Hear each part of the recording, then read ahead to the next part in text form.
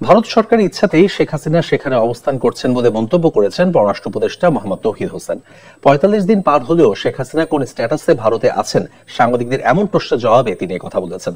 পররাষ্ট্র মন্ত্রণালয়ের সাংবাদিকদের তিনি আরও জানান, সবকিছু আইন মেনে হয় না। সরকারের পক্ষ থেকেও আনুষ্ঠানিকভাবে দিল্লির কাছে শেখ হাসিনার স্ট্যাটাস জানতে চাওয়া হয়নি।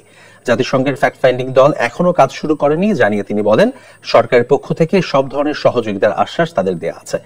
এর আগে পররাষ্ট্র উপদেষ্টার সঙ্গে সৌজন্য সাক্ষাতের জন্য আসেন ফ্যাক্ট ফাইন্ডিং দলের প্রতিনিধিরা। ওনারা তো কাজ করছেন এখানে, ইউএনএইচসিআর অর্ধেক আর ওনারা অর্ধেক করছেন, এটা আমরা জানি। এটা নিয়ে দু চারটা কথা হয়েছে, আসলে কোনো গুরুত্বপূর্ণ তেমন কিছু হয়নি। উনি চলে যাচ্ছেন, অনেকটা একটা কার্ডসে সাক্ষাতের মতো ব্যাপার।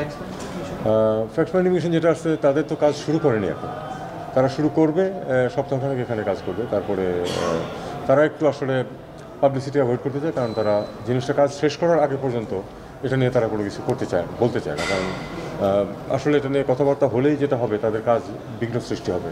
মানে কোনো কমেন্টস মাঝখানে আসতে তারা যায় না। আমরাও চাই না, এই কারণে যে আমরা চাচ্ছি যে এটা সম্পূর্ণ নিরপেক্ষ একটি তদন্ত হবে।